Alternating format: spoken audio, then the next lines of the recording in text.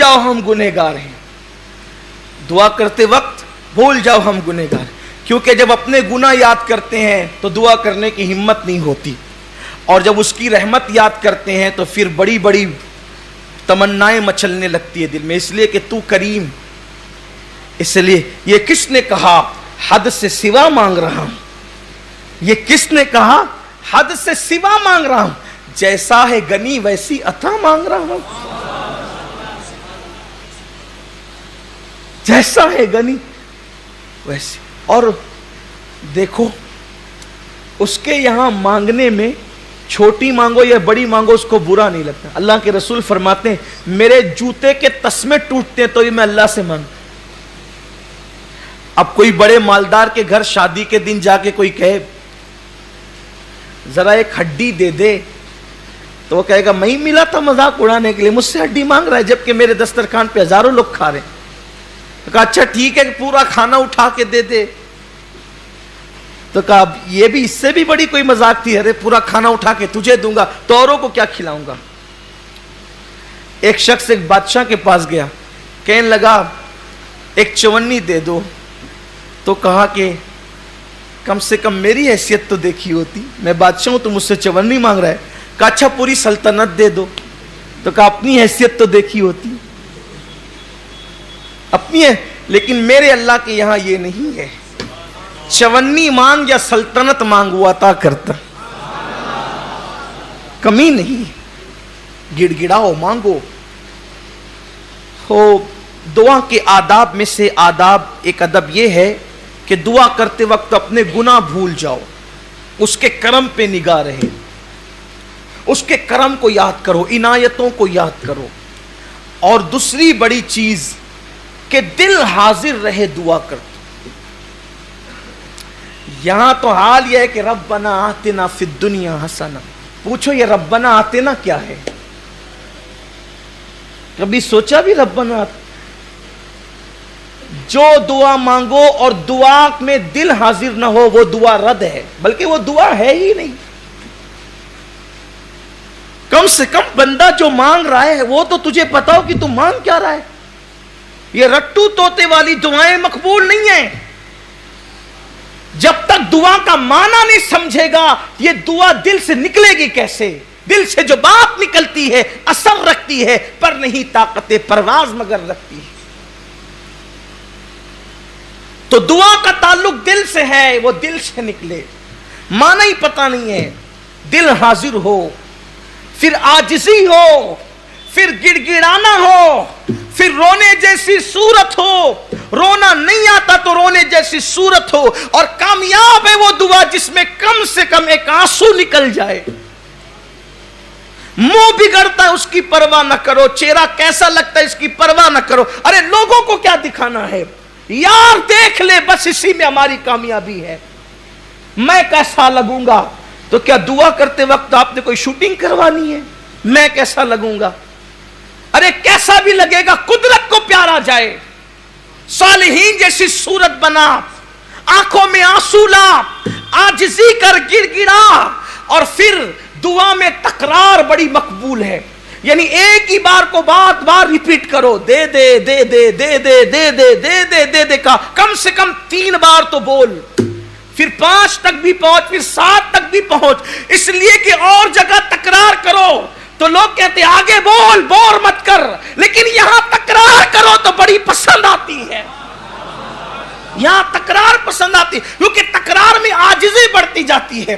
اور پھر دعا میں یہ 2 چیزیں خاص کیا کرو کہ 3 مرتبہ یوں کہا کرو, یا ارحم الراحمین, یا ارحم الراحمین, یا ارحم الراحمین. ارحم الراحمین کو پکارو, کہو یا اے سب سے بڑھ کر رحم کرنے والے. کیونکہ حدیث پاک میں آتا ہے ایک فرشتہ خاص اس کے لیے قدرت نے مقرر کر دیا ہے کہ جو 3 مرتبہ پکارے گا ارحم الراحمین, ارحم الراحمین, ارحم الراحمین, فرشتہ کہے گا 3 بار رحمان و رحیم کہنے والے اب مانگ. قدرت نے اپنے کرم سے اپنے اوپر واجب کر لیا ہے, جو مانگے گا قدرت تجھے عطا کر دے گا.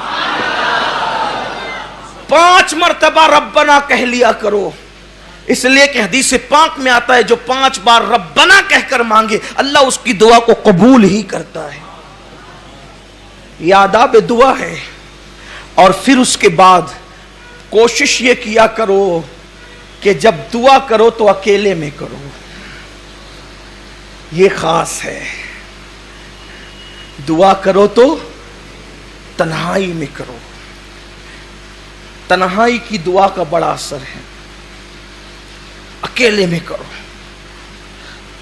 اور پھر مجمع عام میں بھی کرو. اکیلے میں کرو, مجمع عام میں بھی کرو. مجمع عام میں اس لیے کرنے کے لیے کہا گیا کہ جہاں 40 مومن جمع ہوتے ہیں ان میں ایک اللہ کا ولی ضرور ہوتا ہے, تو ولی کی موجودگی میں کر. بھئی مزار پہ کیوں جاتے ہیں؟ ان رحمت اللہ قریب من المحسنین, اللہ کی رحمت ولیوں کے قریب ہے, محسنوں کے قریب ہے. تو اندر چلا گیا تو وہاں جا کے دعا کرتے ہو کہ ان کی برکت سے دعا قبول ہوگی. تو اوپر بیٹھا ہے تو وہاں بھی کرنا. اور پھر میں کہوں آپ کہیں تو کام نہیں بنتا. سید الانبیاء کہیں جس کے در سے ولایت بٹتی ہے, وہ کہتے ہیں جہاں 40 مومن جمع ہوں وہاں ایک ولی ضرور ہوتا ہے. اب یہاں تو 40 سے زیادہ ہے, 2-4 تو ہوں گے, لیکن بڑی بات یہ ہے کہ وہ کہتا ہے اولیائی تحت قبائی, میرے ولی میری قبا کے نیچے چھپے ہوئے ہیں, ان کو میرے سوا کوئی نہیں جانتا, یا وہی جانتا ہے جو دوسرے چھپے ہوئے ہیں. تو ولی کو پہچاننا آسان نہیں ہے.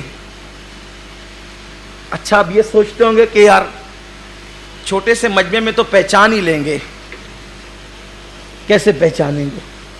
یہی تو بڑا مسئلہ ہے کہ جن کو آپ سمجھتے ہیں وہ ہوتے نہیں ہیں, اور جن کو نہیں سمجھتے وہ ہوتے ہیں.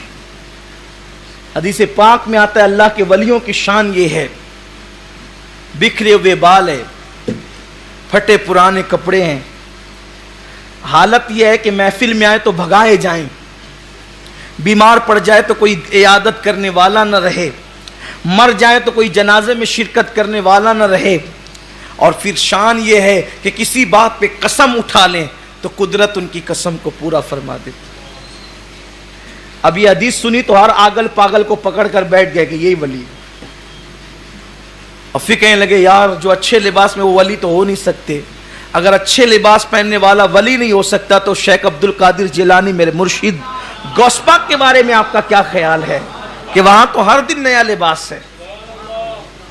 اور پتہ چلا کہ اب آپ اس چکر میں پڑے نہیں. حضور نے کہہ دیا 40 میں ایک ولی ہوتا ہے. سوچو نا یار 40 ہے تو کوئی نہ کوئی تو ہوگا. ہمیں تو کیا کرنا, آم کھانا ہے, پیڑ تھوڑی گرنا ہے. ہوگا جو کہیں بھی بیٹھا ہوگا, کونے میں بیٹھا ہوگا, بیچ میں بیٹھا ہوگا, آگے بیٹھا ہوگا, پیچھے بیٹھا ہوگا, کھڑا ہوگا, کچھ بھی ہوگا. ہم نے نہیں تو دعا قبول ہونی چاہیے, بس فیض ملنا چاہیے. ہمیں کیا آم پیڑ گرنے سے مطلب, ہمیں صرف آم کھانا ہے. اور حضور نے کہہ دیا تو بات ہے. اور جتنا بڑا مجمع ہے پھر دعا اتنی زیادہ پر اثر ہے, اس لیے کہ جتنے زیادہ ہوں گے اتنی زیادہ مقبول. اسی لیے اجتماعی دعا رکھی جاتی ہے اکثر, اجتماعی دعا. اور آپ سوچیں گے کہ 40 میں ایک ولی کیسے ہوتا ہے. اصل بات یہ ہوتی ہے کہ اللہ والے ایسے مجمع میں پہنچ جاتے ہیں اس مجمع کی قبولیت کی ضمانت بن کر کہ وہاں لوگوں کی بگڑی بن جائے. اسی لیے تو کہا گیا نا جہاں دینی محفل منعقد ہو وہاں جایا کرو, وہاں پہنچا کرو دینی محفل میں. کہ ایک دینی محفل میں پہنچنا جو ہے وہ 70 گناہوں کی محفل کا کفارہ بن جاتا ہے. ایک دینی محفل میں پہنچنا 70 گناہوں کی محفل کا کفارہ بن جاتا ہے. تو اس لیے تنہائی میں دعا کیا کرو, پھر اس کے بعد مجمع عام میں دعا کیا کرو. پھر اس کے بعد فرمایا کہ یہ دعا کرو تو ایسے مت کہا کرو اللہ تو چاہے تو قبول کر, تو چاہے تو رد کر. کا یہ رد ہی ہے,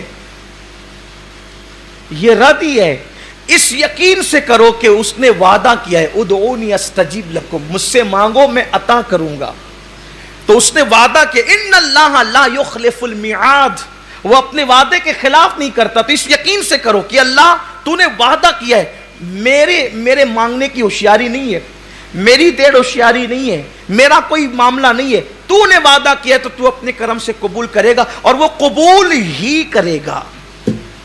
اللہ فرماتا ہے میرا بندہ میرے ساتھ جیسا گمان کرتا ہے میں اس کے ساتھ ویسے فیصلہ کرتا ہوں. پھر جب دعا کرو تو دعا کرنے کی قبولیت کی نشانی یہ ہے کہ دعا کرنے سے پہلے کچھ نیک عمل کرو. مثال کے طور پہ دعا کرنے سے پہلے چپکے سے صدقہ دو, خاموشی سے صدقہ دو, ہو سکے تو 2 رکعت نفل پڑھو, قبلے کی طرف رخ کر کے بیٹھو, 2 زانوں بیٹھو, پہلے اللہ کی حمد بیان کرو, پھر حضور پہ درود پڑھو, پھر اپنے گناہوں سے توبہ کرو, پھر اللہ کی بارگاہ میں مانگو. پھر کہا اس کی رحمت کو محدود مت کرو, اس کی رحمت کو محدود مت کرو. یہ مت کہو اللہ مجھے یہ دے, مجھے یہ دے, مجھے یہ دے, بلکہ یہ کہو ہمیں یہ دے, ہمیں یہ دے, ہمیں یہ دے.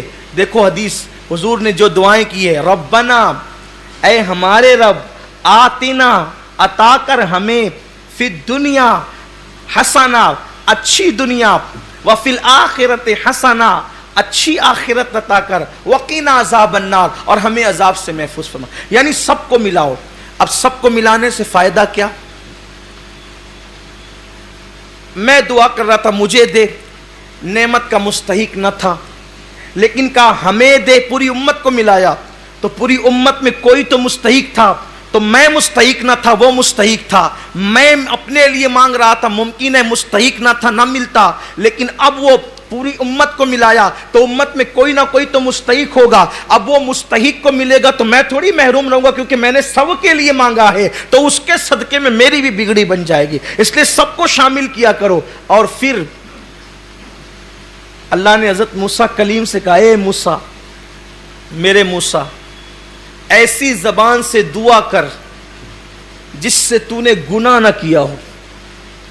اے موسیٰ, ایسی زبان سے دعا کر جس سے تو نے گناہ نہ کیا ہو, وہ دعا قبول ہے. اللہ کے کلیم نے عرض کی, مولا ایسی زبان کہاں سے لاؤں؟ حالانکہ یہ تو تواضع اور عاجزی ہے, ورنہ اللہ کا نبی تو معصوم ہے, اللہ کا نبی تو معصوم ہے. عرض کی ایسی زبان کہاں سے لاؤں؟ اللہ نے فرمایا کسی بندے سے اپنے لیے دعا کروا, اس لیے کہ اس زبان سے تو نے گناہ نہیں کیا.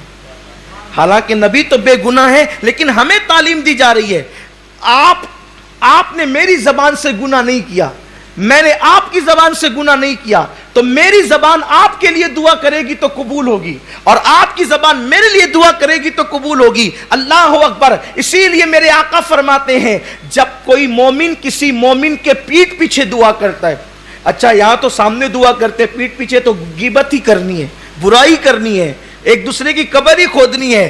اللہ کے رسول علیہ السلام فرماتے ہیں جب کوئی مومن کسی مومن کے پیٹھ پیچھے دعا کرتا ہے تو اس کی دعا ایسی ہے جیسے عرفات میں حاجی کی دعا ہوتی ہے, اور وہ قبول ہی ہوتی ہے. اب پتا چلا, دوسری حدیث پاک میں آتا ہے, جب تم کسی مومن کے لیے دعا کرتے ہو, مثال کے طور پہ اللہ فلاں کو روزی عطا فرما, تو فرشتہ کہتے ہیں اللہ کے بندے تو نے اس کے لیے روزی مانگی, اللہ تجھے پہلے دے گا, بعد میں اس کو عطا فرمائے گا. اس لیے پیٹھ پیچھے ایک دوسرے کے لیے دعا کیا کرو, اللہ اس کو مصیبت سے بچا, اللہ اس کو رحمتیں عطا فرما. اور دعا میں اول بھی درود, آخر بھی درود. اس لیے کہ مولانا امام المتکلمین مولانا نقی علی خان رحمت اللہ علیہ فرماتے ہیں کہ دعا کا شہپر ہے درود. شہپر پرندے میں جو اس کے بازو ہوتے ہیں نا, کئی پر ہوتے ہیں, شہ پر اس کو کہتے ہیں جو بڑا پر ہوتا ہے اور اس کی وجہ سے پرندہ اوپر اڑتا ہے, اس کو شہ پر کہتے ہیں. تو کہتے ہیں دعا کا شہ پر درود ہے, وہی دعا اوپر جاتی ہے جو درود کے پر کے ساتھ ہوتی ہے. جس دعا میں درود نہیں ہوتا پھر وہ دعا فاروق اعظم کہتے ہیں زمین اور آسمان کے درمیان لٹکی معلق رہتی ہے جس میں درود نہیں ہوتا. اس لیے کہ اول درود مقبول, بعد میں درود مقبول. اللہ کی شان سے بعید ہے کہ وہ پہلا قبول کرے, آخری قبول کرے, بیچ کا چھوڑ دے. پہلا قبول کرے گا, آخری قبول کرے گا, تو بیچ کا بھی قبول ہی کرے گا. تو درود پڑھ کے دعا کیا کرو, اور پھر جب دعا کرو پیٹ میں بھی حلال ہو, جسم پر بھی حلال ہو, اس کا خیال کرو. اور جہاں بیٹھ کر دعا کر رہے ہو زمین پاک ہو. اللہ والوں کے آستانے کے قریب بھی دعائیں قبول ہوتی ہے, اللہ والوں کے آستانے کے قریب بھی دعائیں قبول ہوتی ہیں. کچھ ایسے موقع ہیں کہ ایسی گھڑیوں میں دعا رد نہیں ہوتی. شب جمعہ میں دعا رد نہیں ہوتی, جمعہ کی شب میں دعا رد نہیں ہوتی, جمعہ کے دن بھی دعا رد نہیں ہوتی. اور جمعہ کے دن 2 ٹائم ایسے ہیں جو دعا کے لیے بڑے اکسیر ہے, بہت مؤثر ہے. 2 ٹائم, ایک وہ جب امام خطبہ دینے کے لیے منبر پہ جا رہا ہوتا ہے, اس وقت دعا فوراً قبول ہوتی ہے. اور دوسرا جو جمعہ کی آخری گھڑی آتی, جمعہ کی جو لاسٹ گھڑی آتی ہے, اختتامی گھڑی, یعنی غروب آفتاب کے وقت, مغرب سے کچھ پہلے غروب آفتاب کے وقت, وہ دعا کے لیے بہت مؤثر وقت ہے, بہت قبول ہوتی ہے دعا.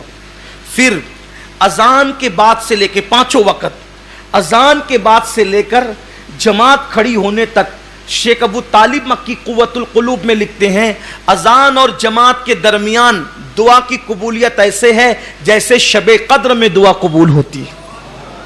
پھر اس کے بعد نماز کے بعد جو فرض نماز کے بعد جو دعا کی جاتی ہے وہ بھی رد نہیں ہوتی, وہ بھی قبول ہوتی ہے. دونوں خطبے کے درمیان جو دعا کی جاتی ہے وہ بھی رد نہیں ہوتی, وہ قبول ہوتی ہے. اسی طرح بقرعید کی شب یعنی عید الاضحیٰ کی شب میں دعائیں قبول ہوتی ہیں, وہ پوری رات دعا قبول ہوتی ہے. رجب کی پہلی شب میں پوری رات دعا قبول ہوتی ہے.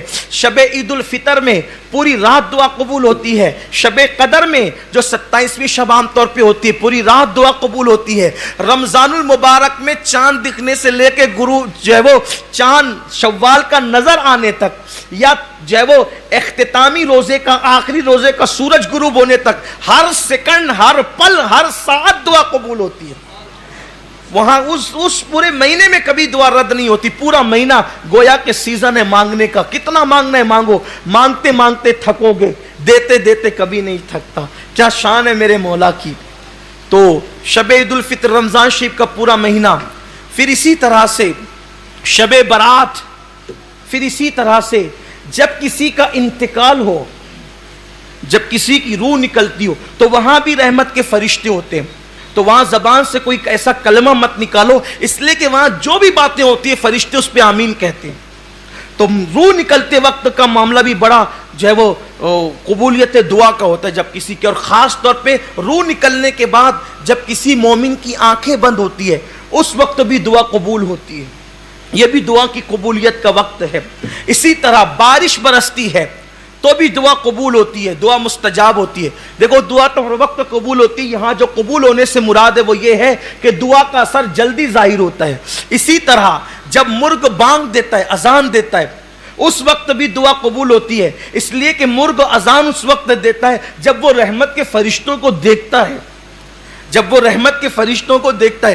حیرت کی بات یہ ہے کہ لوگ رسول اللہ کے متعلق کہتے ہیں کہ ان کو دیوار کے پیچھے کی خبر نہیں. ارے یار, جس مرغے کو تو 200-500 روپے میں خرید کر کے کھاتا ہے وہ رحمت کے فرشتوں کو دیکھ لیتا ہے. جسے مولوی دیکھ نہیں پاتا اسے وہ مرغا دیکھ لیتا ہے. آپ غور کریں, یہ بیچارہ زندگی بھر یہی تقریر کرتا رہتا ہے کہ انہیں تو دیوار کے پیچھے کی خبر نہیں, دیوار کے پیچھے کی خبر. او تیری 2 ٹانگ کا مرغا دیکھ رہا ہے, رات دن وہ دیکھ رہا ہے اور اذان پڑھ رہا ہے, اور اس وقت دعائیں قبول ہو رہی ہے. حیرت کی بات ہے کہ لوگ یہ حدیث نہیں پڑھتے. یہ حدیثیں لوگوں کی نظر میں آپ سوچتے ہیں کہ یار ان کی بات کیوں آ گئی, ان کی بات اس لیے آ گئی کہ آپ کا عقیدہ محفوظ ہونا چاہیے, ورنہ پھر ان باتوں کا فائدہ کیا ہے. ہمارا مقصد ہے اللہ کے رسول صلی اللہ علیہ وسلم کی سچی وفا کے ساتھ جیو, اسی کا نام ایمان ہے. ورنہ اگر ان کے ساتھ وفا نہیں ہے تو پھر کوئی دعا بھی اثر والی نہیں ہے, پھر کوئی عبادت بھی اثر والی نہیں ہے. اصل مقصد دنیا میں آنے کا مصطفیٰ جان رحمت کے ساتھ وفا ہے. حضرت بیدم شوارسی رحمت اللہ علیہ کہتے ہیں کہ دنیا میں کیوں آئے, وہ کہتے ہیں عدم سے لائی ہے ہستی میں آرزوئے رسول, کہاں کہاں پھرتی ہے, کہاں کہاں لیے پھرتی ہے جستجوئے رسول. بلائے لوں تیری اے جذبے شوق صلی اللہ کہ آج دامن دل کھچ رہا ہے سوئے رسول. اور عجب تماشا ہو میدان حشر میں بے دم کہ سب ہو پیش خدا اور میں روبرو رسول. تو یاد رکھیے, جب مرغا اذان دے بارش ہو تب دعا کرو, مرغ اذان دے, بھانگ دے, تب بھی دعا کی قبولیت کا وقت ہے, اس وقت بھی دعا قبول ہوتی ہے. پھر اس کے بعد کبھی کبھی ایسا ہوتا ہے، آپ کو بس اب بات ختم کرتا ہوں، ٹائم ہو گیا ہے. کبھی کبھی ایسا ہوتا ہے کہ آپ کے دل میں بڑی رقت آتی ہے. کبھی کبھی دیکھنا ایسا اتفاق ہوتا ہے، دل زیادہ عبادت کو چاہتا ہے، دل کبھی رونے کو کرتا ہے، آنکھ میں آنسو آنے لگتے ہیں، یعنی دل نرم ہو جاتا ہے. تو حدیث پاک میں آتا ہے جس وقت دل نرم پڑ جائے اس وقت دعا کرنے کو غنیمت جانو، کہ اس وقت جو دعا کی جاتی وہ فوراً قبول ہوتی. آپ سے گزارش ہے، اور بھی عنوان بہت باقی ہے ابھی، لیکن اس عنوان کو ہم مزید آگے نہیں بڑھائیں گے کیونکہ ہمارا مقصد پورا ہو گیا. ترغیب دلانا تھا دعا کر، اور میں سمجھتا ہوں کہ اتنی چیز کافی ہے ایک مومن کے لیے کہ وہ دعا کرنے پر اس کو ابھارنے کے لیے کافی ہے. ہر وقت دعا کرتے رہو. مسافر کی دعا کبھی رد نہیں ہوتی، مسافر کی دعا کبھی رد نہیں ہوتی. اسی طرح بیمار کی دعا رد نہیں ہوتی. بیماروں سے دعا کراؤ، مسافروں سے دعا کراؤ، ماں باپ سے دعا کراؤ. فاروق اعظم مدینہ منورہ کے چھوٹے چھوٹے بچوں کو کہتے تھے میرے لیے دعا کر. اچھا آج ایک فیشن بن گیا ہے دعا میں یاد رکھنا. تو سامنے والا کہتا ہے انشاءاللہ، نہ وہ کبھی اپنے لیے کرتا ہے نہ اس کے لیے کرتا ہے، الا ماشاءاللہ، ہے نا؟ یہی ہوتا ہے. ایسا نہیں، جب بھی آپ سے کوئی دعا کی گزارش کرے آپ فوراً وہی اس کے لیے دعا. اور دعا کرنے کا طریقہ بتا دیتا ہوں، ہوشیاری کرو تھوڑا سا کہ جب دعا کرو تو اپنے آپ کو شامل کر لیا کرو. کیسے؟ اللہ آپ کی میری ہر مراد پوری فرمائے، اللہ میری آپ کی ہم سب کی مرادیں پوری فرمائے. تو اس کے لیے بھی دعا ہوگی، اپنا بھی کام ہو گیا. تو اس کے صدقے میں اپنی بگڑی بن گئی. انشاءاللہ کہہ کے انشاءاللہ کہو، انشاءاللہ کہہ کے پھر آگے کے لیے مٹا وہی دعا کر دو، فوراً دعا کر دو. اور یار دعا کرنے سے بگڑتا کیا ہے؟ اگر کسی کا کام بنتا ہے اپنے زبان ہلانے سے، اور بالکل دعا قبول ہونی. اور ایک بات یہ تنبیہ کے طور پہ یاد رکھنا، جب دعا کا اثر قبول ظاہر ہو نا کہ دعا قبول ہو جائے، جب دعا قبول ہو جائے تو جب کوئی کہتا ہے نا ماشاءاللہ آپ کی دعا سے بیٹا ہو گیا، تو آدمی اندر پھولتا ہے دیکھا میری دعا سے ہو گیا. نہیں، یہ مشرکوں کی علامت ہے، یہ مشرکوں کی علامت. اللہ قرآن میں کہتا ہے جب ان پہ مصیبت آتی ہے تو دعا کرتے ہیں، اور جب دعا قبول ہو جاتی ہے تو اس کو اپنی ہوشیاری سمجھتے ہیں، اس کو اپنا عمل سمجھتے ہیں. بلکہ جب دعا قبول ہو جائے تو یہ کہو کہ میں تو اس قابل نہ تھا، کریم نے کرم کیا کہ اس نے قبول کر لیا، اس نے کوئی اس کا کرم ہے، اس نے قبول کر لیا. اپنا عمل مت سمجھو، اپنی ہوشیاری مت سمجھو، اپنا تقوی مت سمجھو، اپنی پرہیزگاری مت سمجھو، اس کا کرم. ارے وہ رد کرنے پر آئے تو بڑے بڑے متقیوں کی رد کر دے، اور اگر وہ قبول کرنے پر آئے تو پھر فرعون کی بھی قبول کر رہا ہے نا؟ آپ نے بھی سنا فرعون کی بھی سن رہا ہے وہ. اس لیے یاد رکھنا دعا کی قبولیت کو اپنا عمل مت سمجھنا، اپنی ہوشیاری مت سمجھنا، اپنا تقوی مت سمجھنا، اس کا کرم اور خالص اس کا کرم. یہاں تو حالت یہ ہے کہ اگر دعاؤں سے بچے بھی پیدا ہو جائیں تو بھی مائک پہ کھڑا کرتے ہیں کہ ذرا بتاؤ کہ کتنے بچے ہماری دعا سے پیدا ہو، کتنوں کو رشتہ ہماری دعا سے ملا. یہ انسان کہتا ہے آپ کو کیا حق ہے؟ یہ کیوں نہیں کہتے کہ اس نے کرم کیا ہے تو بگڑی بنی ہے؟ اگر وہ کرم نہ کرتا تو کوئی اس پہ جبر تھا. اس لیے خبردار خبردار. اور پھر دعائیں کراتے رہو. فاروق اعظم چھوٹے چھوٹے بچوں سے دعا کر، بوڑھی عورتوں سے دعا کراؤ، بوڑھوں سے دعا لو. اس لیے کہ جو کام ہزاروں سال کی محنتوں سے نہیں ہوتا وہ کام دعاؤں کی برکت سے ہو جاتا. کثرت سے دعا کرو، کثرت سے دعائیں لو، اور حتی الامکان بد دعا لینے سے بچو. اس لیے کہ دعائیں بھی قبول ہے، بد دعائیں بھی قبول ہے. یاد رکھنا زندگی میں ہمیشہ دعا لینے کا کام کرنا، کبھی بد دعا لینے کا کام نہیں کرنا. اس لیے کہ دعائیں بگڑی بنا دیتی ہے اور بد دعائیں بنی باتوں کو بگاڑ دیتی ہے. اور کثرت سے دعا کرو، خاص طور پہ نماز کے بعد، راتوں کی تنہائیوں میں. مغرب بعد بھی دعا جلدی قبول ہوتی، فجر سے پہلے تہجد کے وقت بھی دعا جلدی قبول ہوتی. اللہ تعالی ہم سب کو دعا کرنے والا بنائے، اور اللہ ہم سب کو مستجاب الدعوات بنائے. ہماری دعاؤں کو شرف قبولیت عطا کرے. اور جب بھی دعا کریں اپنی دعا میں اس کو ضرور شامل کریں کہ اللہ پوری امت کی مغفرت فرما. کیا کہیں گے؟ اللہ پوری امت کی مغفرت فرما. یہ جملہ کہنے سے، اتنا کہنے سے کیا فائدہ ہوتا ہے پتہ ہے؟ کہ حضور کی امت پہلے دن سے لے کے آخری دن تک جتنی ہے، اللہ سب کی تعداد کے برابر آپ کو نیکی عطا فرمائے. کتنی بڑی بات ہے. اور پھر یہ دعا کرو اللہ پوری امت کا بھلا فرما، پوری امت کو خیر عطا فرما. یعنی اپنی دعاؤں کے اندر پوری امت کو شامل کریں، اپنی مرادیں بھی مانگے. اللہ سے دعا ہے کہ اللہ تعالی ہمیں دعائیں کرنے والا بنائے، ہماری دعاؤں کو قبول فرمائے. اور جب دعا مانگو تو یہ دعا بھی خاص مانگا کرو کہ اللہ ایمان پر خاتمہ نصیب فرما، ہماری نسلوں کو ایمان نصیب فرما، ایمان و سنیت پر استقامت عطا فرما.